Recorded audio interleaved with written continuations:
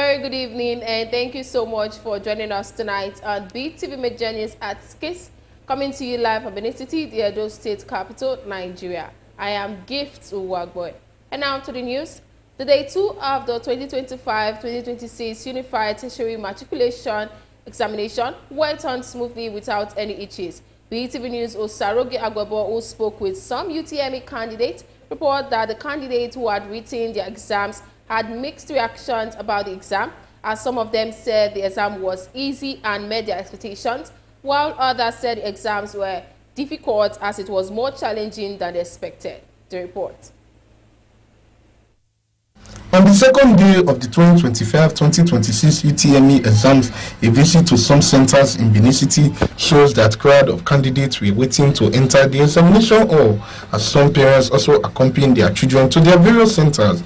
Some of the UTME candidates who were done with their exams at the time of visit said the examination was quite easy as it met their expectations, stating that what they studied for the examination came up and expressed optimism to come out in flying colors.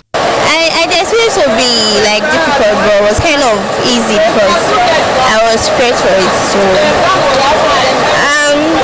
it's easy, Sha. The math stem not went off. That was good. Some other candidates said the examination was difficult as it was more challenging than they expected, but noted that they are hopeful for a successful outcome. English, very stupid subject. The registrar. You just be putting nonsense English. I don't even understand English by using that registrar. I don't think to be more easier than that now. No, pass now. I just love the way my question is very easy and she pays. It's kind of the question, Shao, but it's okay, it's fine. Parents expressed optimism that their children will do well in the end, stating that they are prepared very well for it. Actually, it's going to be a huge success, actually. And I'm expecting a good result at the end of the turnout. As you can see, they just entered, the environment is conducive and everybody is calm here. The network, everything is being okay. So I pray that at the end of this exercise, my person should be able to come out with a good result. We pray to God for the children because they are in their exam hall. It's only God knows the route, but by the grace of God, everything will be okay for them. In preparation, it's okay. Expectation above 200, definitely. I'm sure of that. It's Cambodia disadvantage, no space for loved ones to sit down. Yeah, we have been under the sun for a while now. The 2025-2026 Unified Tertiary Matriculation Examination is expected to wrap up on May 5, 2025. Osaroge Agwebo reporting for BeeTv News.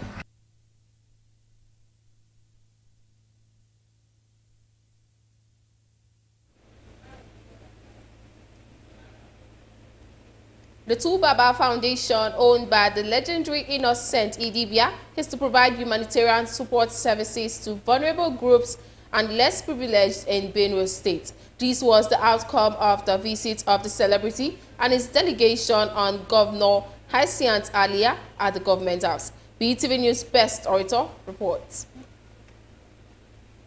Innocent Idibia, known popularly as Tubaba, is a goodwill ambassador to the United Nations High Commissioner for Refugees, with specific roles of fighting for the rights of internally displaced persons, refugees, and other less privileged persons through collaboration with government and international donors. The gesture being extended to the state by the Tubaba Foundation is an expression of his second phase, by which he is extending a hand of fellowship to the needy in the society. Head of Communications at the Foundation, Raymond Ocheni, outlines areas of intervention. Has established this foundation for a long time, even though the campaign then was vote not fight. He believed that good governance will bring everything we need to love ourselves. But this new phase that he's turning 50 allows him to now do things like to visit vulnerable communities, support them with health, infrastructure or amenities, provide water. Governor Hyacinth Aliyah expressed gratitude for the gesture, adding that these categories of people have been traumatized in different areas and any intervention to better their lot will be of great impact. With the wave and the new face of this insecurity, you know, mercenaries just coming in the front lines and then killing at people, we also need to up our strategy and our protective gear for the people. Governor Lee also promised the appointment of Innocent Dibia as the technical advisor on entertainment and community outreach. Best Orator reporting for BeeTv News.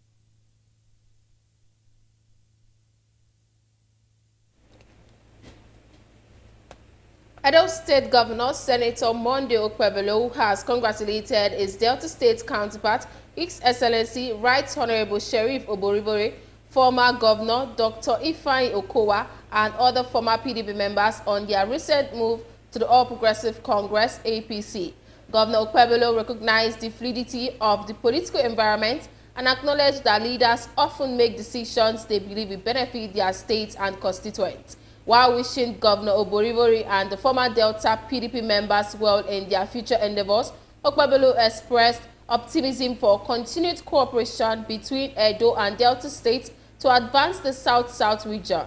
Governor Okpebholo affirmed Edo State's dedication to maintaining strong ties with neighboring states to achieve shared objectives. He stated that with these significant defections in Delta State, the APC now has a strong presence in the South-South, which he believes will attract greater federal attention to the region.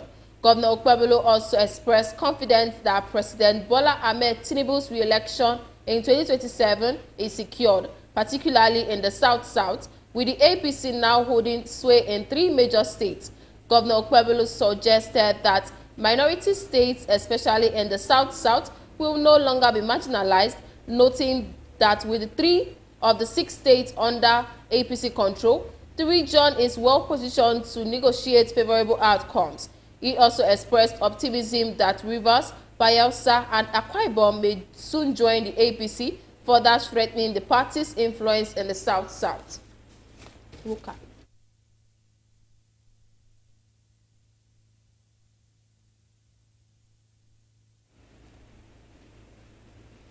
The governor of Imo State and the chairman of the Progressive Governor Firm, Hope Uzodinma, has described the version of Governor Sheriff Oborivori of Delta State from the People's Democratic Party to the All Progressives Congress as a heavy political development and a major win for the governing party.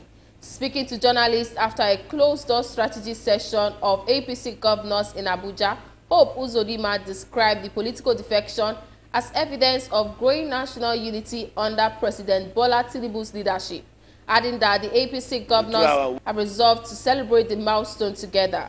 The progressive governors also pledged their unflinching support for President Tinubu's reform-driven administration. They emphasized their collective commitment to countering political blackmail, false narratives, and propaganda aimed at undermining the government. Behind the policies of President Bola Ahmed Tinubu, the president elected under the platform of our party, and to strengthen and support our party and ensure that the achievements of this administration is brought to the knowledge of our citizens. And we are happy with the developments, that even though it has not been easy in the country, that from day by day we are beginning to see the dividends of the various reform policies taken by the president. Part of the decision taken by the progressive governors this evening is to congratulate ourselves that some of our colleagues that were not produced by our party have seen the efforts of the government of Bola Ahmed Tinubu and have decided to join us so that together we can build a more united and prosperous Nigeria. And in our party, we take the issues of subnational governments very seriously. So when a governor is crossing over to come into our party, we see it as a healthy development, and we see it as a reason to pat our back and say to glory be the...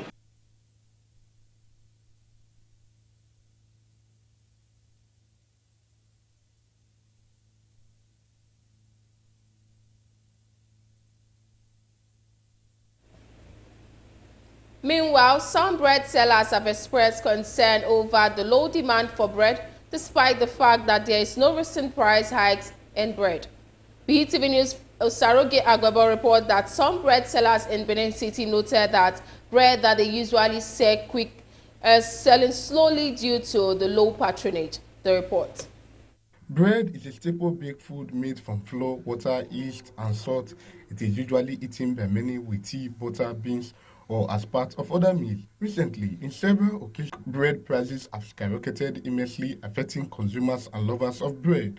An update on the patronage rates and prices of bread, a bread seller revealed that there is no recent price increase, as a large size of bread still sells for 2,000 naira, while a medium-sized bread is 1,000 naira. They noted that though there is no recent increase in the price, but there has been low patronage of the product, as bread that they used to sell out quickly is now selling slowly due to low patronage. Now it remained the same since last year. Now 1,800. Now we sell. Now we see they sell for the long one. The small one 1,000 naira. Now we see they sell since last year. So we never see the one we take come down. So since then, the price remained the same. That 1,800. So when I see the one, make the price see come down, so that the bread go they move. Even now bread not they move again. We even they throw away many because why? You go buy finish as auto sell 1,800. The thing not they move like that because it's too dear. Like people will go corner go say maybe you want to go travel, want to go greet person, go buy 2 bread, 3 bread. They don't they buy. So I'm not go even buy say if I reach there, if 5,000 my hand reach me I give them. So they don't they buy bread again like before. Because it's too dear. Now what is that they complain say bread too dear? The seller urged the government to address economic challenges affecting the industry, specifically reducing cost of flour and other ingredients, stating that it would make bread more affordable as the current prices have driven down consumer demand. We go pay tickets. As today now we must pay tickets for government. We go pay for brand for the seller. We go constantly pay for cellophane to the tire. So not to their our hand. So we not gonna know where it is. But people when they produce and say now their flour they there and sugar they there. So now what all of them they complain. And that's where they do like sugar, all those flour, where they do now. If the thing come down, as they talk say that one I make the thing there. So if it come down, it go maybe the bread will see come down.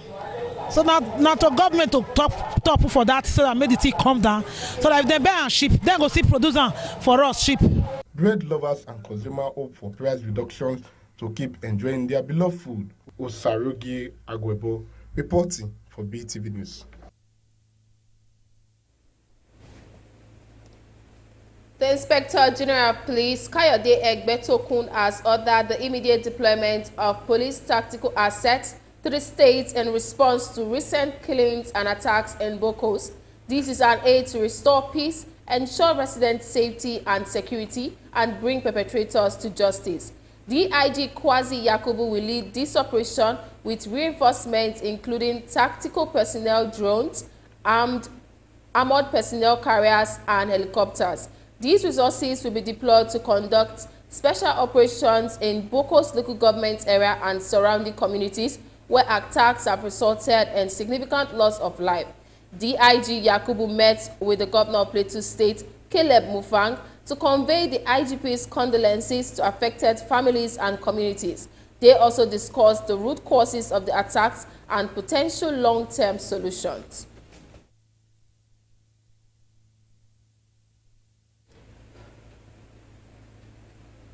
Stakeholders have been urged to build trust in one another so they can work together effectively to eradicate irregular migration and trafficking in Edo State. This was part of the discussion in the Day 2 of the Edo State Migration Agency stakeholders meeting in Uromi, Esa North-East local government area of Edo State. The stakeholders were also told to assist the government by helping to create more awareness about irregular migration. BeeTv News' Pelumi Mukoro has the report. Day 2 of the conference, organized by the Edo State Migration Agency in collaboration with International Organization for Migration (IOM), attracted more stakeholders, representatives of the Christian Association of Nigeria, Reverend Fred O. Agbogu, and Muslim community representative Mr. Aminu Abdulaziz, who joined in discussion to speak on how stakeholders can work together effectively to eradicate irregular migration and trafficking in Edo State. For the presentation of the day, the topic Edo State Migration Agency, Government and Institutional Framework, and also interagency coordination were discussed, where key consideration for effective interagency coordination was highlighted, as stakeholders involved in migration were urged to be more cooperative and to build trust amongst themselves so that they can work together effectively. Other important topics like public-private partnership, human rights protection, data analysis, public engagement and awareness, emergency response and capacity building were also discussed. Like I said, it begins with you and I. It's not just government. If we can do our bits, and we take it from our bits to the traditional rulers, they do their bits. Like he said, they have a meeting. From their level, they take it to the local government level and it's taken to the state level. I think it's moving. But if we don't do anything and we just wait to say government, we are our own retrogression, if you ask me. So that is, when you talk about public-private partnership, it concerns everybody, as it were. It concerns everybody. It's not a particular person. The beautiful thing would have been, if I do my part, you do your part. The other person do his part. Sharing details of what they learned in the Day 2 conference, some community leaders and other stakeholders said the conference is an eye-opener. What we have learned here, I will go back, look for another system, so that whenever we want to address people, whenever government agencies are coming, we have to educate our people to let them know that those people coming, they are coming for their own benefit, not for the benefit of the people that are coming, but for we at the EDG, so that whatever they are coming to tell us, we should pay attention, and when those things are implemented in our life, we are going to be happy people. We have the notion, our people out there have the notion that we have to give them something. They must get something from us before we can give them advocacy or sensitization. But with the training we got today, particularly apart from that of yesterday, we discovered that there are other ways that we can speak to the community without giving them something. Because these things we are bringing to them, maybe through trafficking or immigration, is for their own benefits. Telling them that they don't need to leave the country. There are a lot of benefits in Nigeria. Whatever they need to get from out there, we can get it here. So let's work together. Let's do it together. The EDMA conference in Uromi continues. Balumi Mukoro reporting for BeeTv News. Moving on, the Katsina state government says no land permit will be issued in the state without a commitment plan to plant trees. Governor Diko Umar Rada was speaking during the Katsina State Action and Green Investment Summit in Abuja. The report. As Nigeria grapples with the pressing realities of climate change, a growing trend is emerging that aims to transform environmental challenges into opportunities for sustainable development in Katsina State. Farmers are being trained on climate-resilient agricultural practices, including the adoption of drought-resistant crop varieties and efficient water management techniques. Over 5,000 youths and women have been trained in waste-to-wealth innovation, regenerative agriculture, and smart farming practices. These are not just trainees, they are green champions for tomorrow. As we look toward the COP30, which will be held in Brazil, we can take it further by developing plans at subnational and address also climate changes both at federal and state level. However, community leaders, farmers, and policymakers here are uniting in a transformative initiative to turn these challenges into sustainable development opportunities, paving the way for a resilient future. Most of the bandits, most of the insurgents that are bedeviling our environment they are actually consequences of climate change. A number of them are easy through for recruitment because they have been displaced by climate change impact. Our agriculture can absorb a lot of investment, and and as well as the fisheries sector and the livestock sector. And the fact that, a point that His Excellency and I have discussed a lot, even the security challenge is itself a function of underinvestment in climate and green investment. Katsina states, a region traditionally reliant on agriculture and livestock is currently faced with the growing risk of climate change, threatening livelihood and food security. Sohe Osemeke reporting for BeeTv News. Minister of Steel Development Prince Shaibu Abubakar has inaugurated a new steel plant in Lagos State, strengthening hopes for an industrial revival under President Bola Tinubu's administration. The new facility is expected to produce up to 50,000 metric tons of fabricated tires annually. The report is presented by Esoe Osemigi. It was a proud moment for Nigeria's steel sector as Minister of Steel Development Prince Abubakar officially commissioned the Orbit Galvanizing Steel Industry and Orbit Fabrication Works in Lagos. The project under the African Industry Group marks a major milestone in local steel production, particularly in the galvanizing and fabrication step sector. It is important to state that the ultimate objective will be to create an enabling operating environment for local production through the support of the federal government of Nigeria. The current administration stands ready to support initiatives such as this fabrication and galvanizing plant, which is why I personally came here myself to commission the plant, because it is fully aligned with the national goal of industrial expansion, job creation, and economic sustainability. With production capacity of 50,000 metric tons, the new plant would significantly boost Nigeria's total tire fabrication capacity to around 200,000 metric tons. The minister praises African Industry Group for its 600 million investment in Nigerian steel and mining industry, noting that the facility aligns with President Tinubu's renewed hope agenda. President Bola Ahmed Tinubu, under his renewed hope agenda, is extremely serious about turning around the Nigerian economy.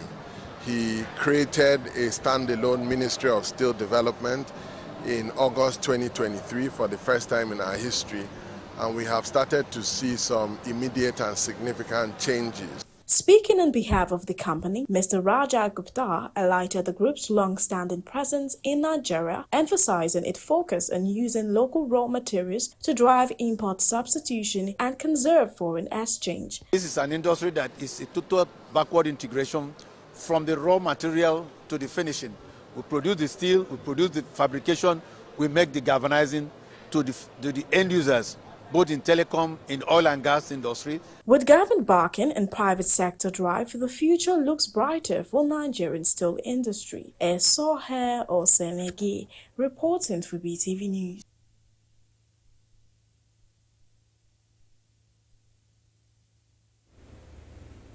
Unions within the Nigerian Meteorological Agency have suspended their industrial action until 13th of May, and that's pending the outcome of the intervention by the Minister of Aviation and Aerospace Development. The minister had a closed-door meeting with the NIMET official after the strike disrupted operations of some airlines. The report. It was a tense start to the day at the Nigerian Meteorological Agency headquarters in Abuja as workers took to the streets chanting solidarity songs and demanding government action over a list of grievances. Workers led by their union leaders called attention to unpaid salaries, poor working conditions, and a lot of other unresolved issues at the NIMET headquarters. Union leaders said the agency's services had been completely paused for the day, a move they warned could compromise aviation safety. Solidarity forever, for the union makes us strong. Despite the strike, activities appeared normal. Passengers were being attended to ground staff of the airline operators, but there was still a bit of uncertainty, particularly for Air Peace passengers. But the federal government is not sitting idle. The Minister of Aviation and Aerospace Development, Festus Kayemo, convened a high-level meeting with permanent secretaries, heads of aviation agencies, and leaders of key unions in the sector. Out of that 45 months arrears, last year we started at starting to pay. They pay us only 30%. Now they are still owing us 9%. They pay us 33 months. Now remain 9 months. And out of that 9 months, there is 30 people that have never paid even one. To compare our salary to other sister agency, level 4 here is collecting 31,000, but there they're collecting almost 200,000, 100 and something thousand.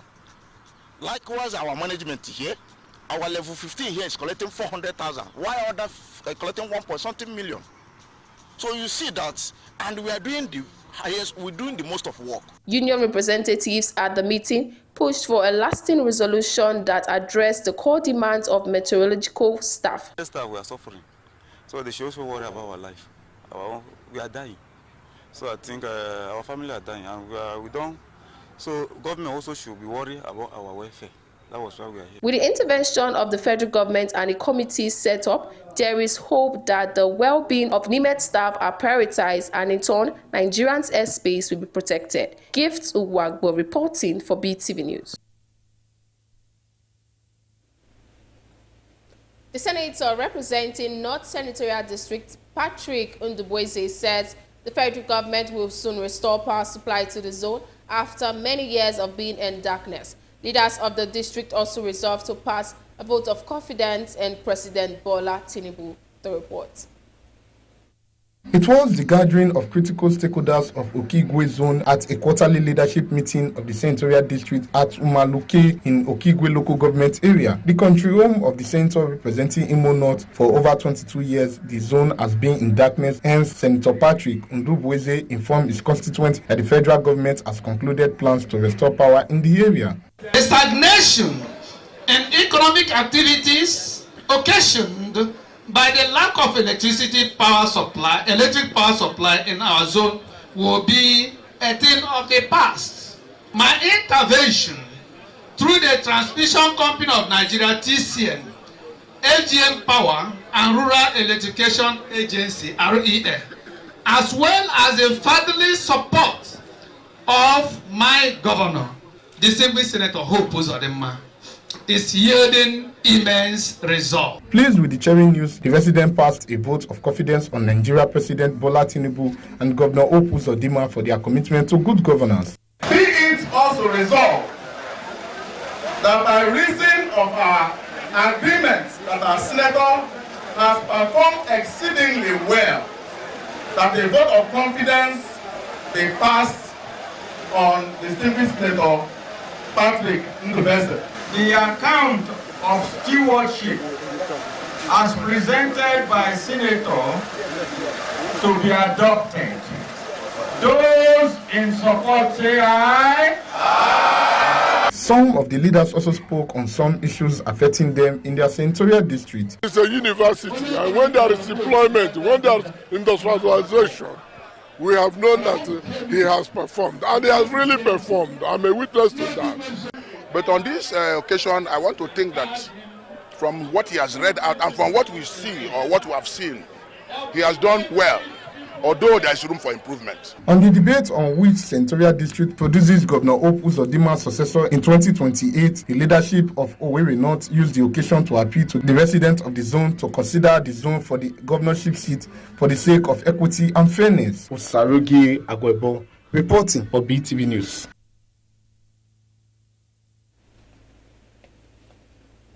The Executive Director of the National Primary Healthcare Development Agency, Dr. Muyi Aina, says the administration of President Bola Tinubu is making significant strides towards strengthening Nigeria's primary healthcare system.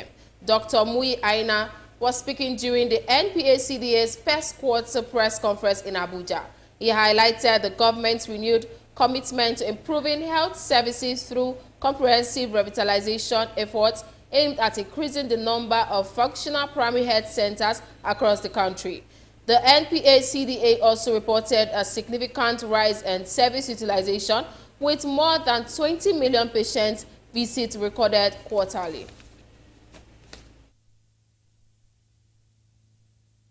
Blueprint really has three pillars. One of them, the pillar one, is to achieve a strengthened NPA-CDA that is positioned really for effective and accountable implementation of the primary healthcare system. The second pillar, which is what most directly touches the lives of Nigerians, is to provide efficient and equitable quality primary healthcare services that Nigerians trust through the primary healthcare system. And the third pillar is really to position the primary healthcare system as an effective frontline platform to strengthen health security. President Bola Ahmed Tinubu's renewed hope agenda to touch the lives of Nigerians.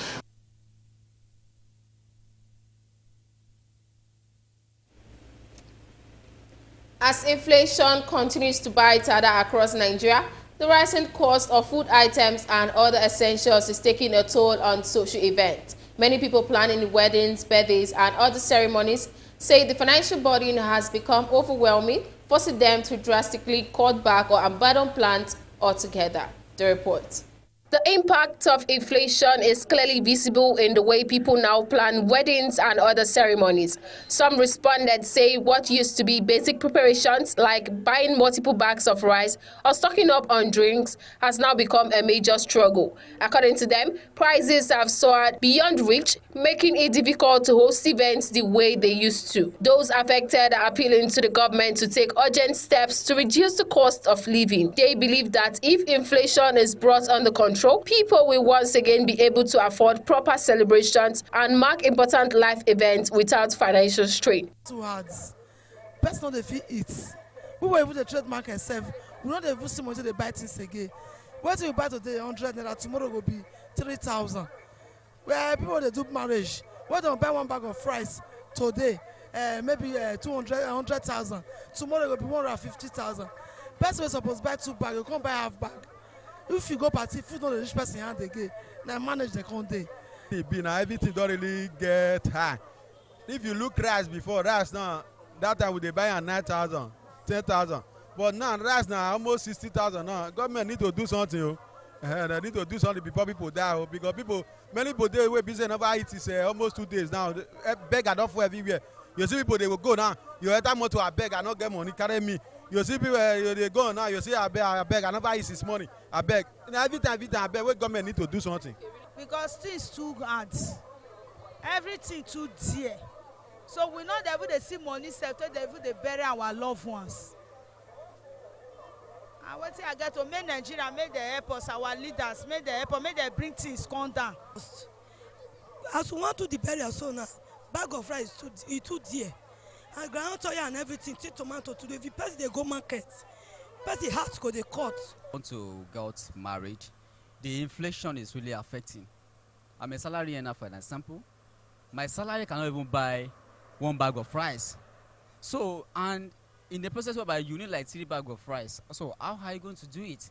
So I believe that the Nigerian government need to look into this critically, because these are the things that is really affecting the youth.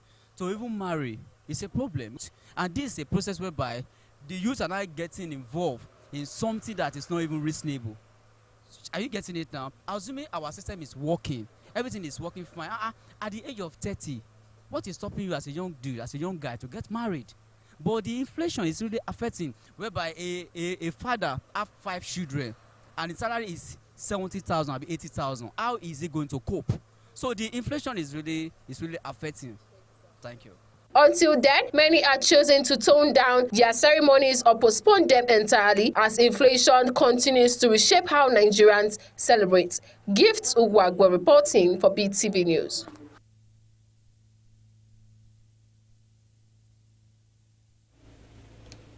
With the modernization of various artisanal jobs in Nigeria, artisans have been advised to embrace consistent skills upgrade to stay relevant in their business. BeeTv News host Saroge Agwebo, who spoke with some artisans in Benin City, report that they cited social media as a key platform for skill upgrades. The report. Artisans are skilled craft workers who make or create things by hand. Traditionally, artisans were known for mastering specific techniques passed down through apprenticeships. However, with the modernization of various artisanal jobs, many artisans have adapted by embracing new styles, designs, and trends to stay relevant in their field. In an interview with BeeTv News, some artisans in Benin City who are doing well in their various fields, a fashion designer, Brett Onagise, hairstylist, Sonia Felix, and a furniture maker, Promise John, emphasized that consistent skill upgrade through social media and training are major keys to enhancing knowledge and expertise in various artisanal fields. They noted that many modern design styles and machines did not exist during their apprenticeship, stating that they became acquainted with the modern design styles and machines through training and the help of social media. Use nail, you must use hammer, but to the fashions that we are getting into now, there are some, we use machines a lot. Like machines are more used now than all those nails and hammer. So we use machine a lot now. There are some old stuff that is not even useful again. So let me just say, before there are some kind of bed maybe you made, but when with time we now see that all those things are not working again. Like people are not more interested. They are into all those new ones. So we just have to upgrade to the new ones, then change pattern, all those stuff. Those days when I was still an apprentice, there was a pattern we normally use. There was one particular type of trouser we make. Then we call it shokoto trouser, which is rope, no zip. Which in a day I can easily make 10 of that trouser then, because it was very easy. You know, we don't have to buy zip, buy elastic, buy rope. But gradually, after my apprenticeship, I graduated from the place. I went out. I did not just start up a place. I went into different places, get more ideas. Most times, I also use my head. While other time, I also go into research. That's where social media comes in. You don't just see people holding phone. They're not just playing games. Me holding phone, I'm into research. Yeah, it's not the same thing because new style come out every week. Okay. So that can I? Yeah, okay. So that new style now, if you know you don't have money to upgrade, then you can go online on YouTube or TikTok to learn more. Like me now, I go on YouTube, so I will check the new style. They advise other artisans to embrace consistent skill upgrades to stay relevant in business, noting that some current designs and styles may soon become outdated. If you learn the new style that is up, raining now, you can be cashing out. Because guests now, they need new style. Our advice is that just try to be initiative. Just try and invest. When I mean invest, don't put money in bank. Try and look for upgraded machines. Buy. Look at your other friends. Look at the internet. Look how people are bringing up their fashion industry. Then clip to it. That's my advice. Don't just save money in the bank and say I want to have 10 million. Whereas your office, your equipment does never worth 200,000. So try. I believe the more equipment you have, the more advanced you will definitely be. You have to upgrade things so that you can get what you want. Because you won't be okay. Maybe you sell this thing today for this price. Then you know things are getting costly. Then tomorrow you still want to sell it to that price, because things are getting expensive and things are changing. So you have to upgrade so that your business can upgrade also. With continuous modernization in every aspect, artisans are expected to see more reasons to embrace upgrades in their various fields to help them remain relevant in business. Usarugi Agwebo reporting for BeeTv News.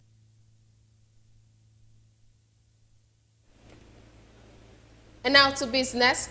The Nigerian Port Consultative Council (NPCC) has inaugurated a board of trustees to boost efficiency in Nigerian ports. Chairman of the Port Consultative Council (NPPCL), Bolaji Sumolas, made this known during the council's quarterly meeting and board of trustees inauguration held on Thursday in Lagos. BeeTv News Pelumi Mukoro has details of this and more from the business world.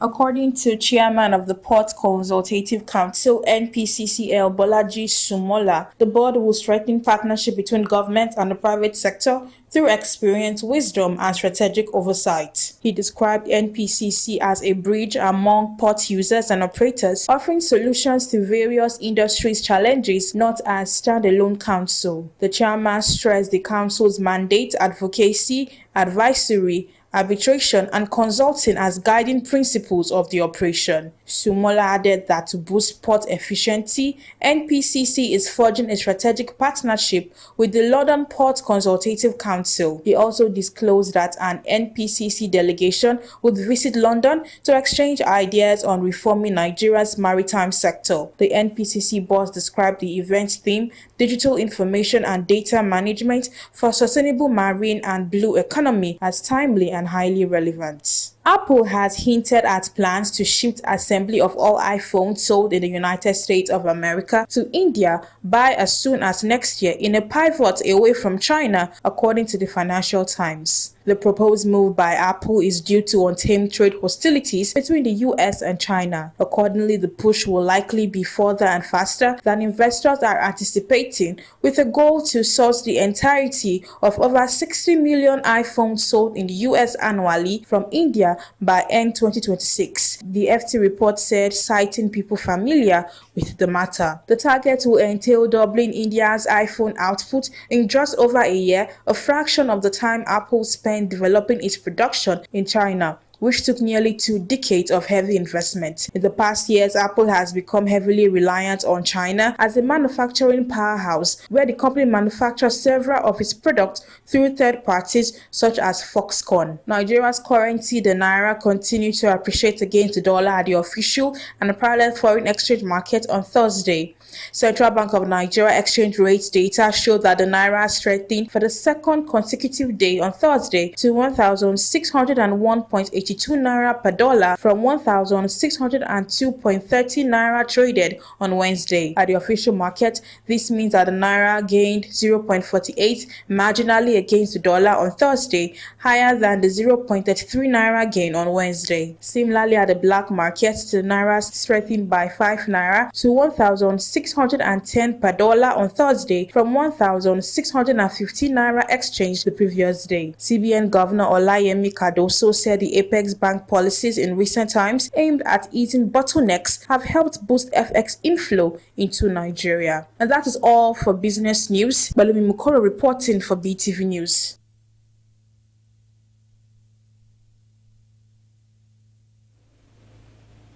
And now to the foreign scene, where a top Russian general, Yaroslav Moskalik, has been killed in a car bomb explosion in Moscow, Russian officials confirm.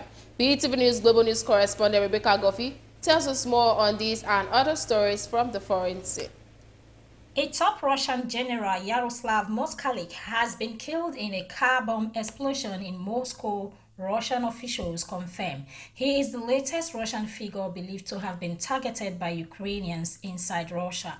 The attack happened as Steve Witkoff, Donald Trump's special envoy, is in Moscow for peace talks with President Putin over the war in Ukraine. According to newsmen, both Ukraine and Europe appear to be left out of the talks. Reuters also reports that US and European peace proposals differ, especially in security guarantees.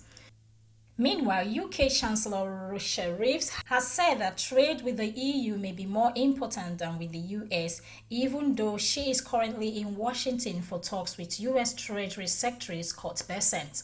Reeves told the newsman that while there is strong focus on a US trade deal, improving ties with the EU is a bigger priority because Europe is the UK's closest trading partner. A summit with the EU is expected in May to help reset the relationship.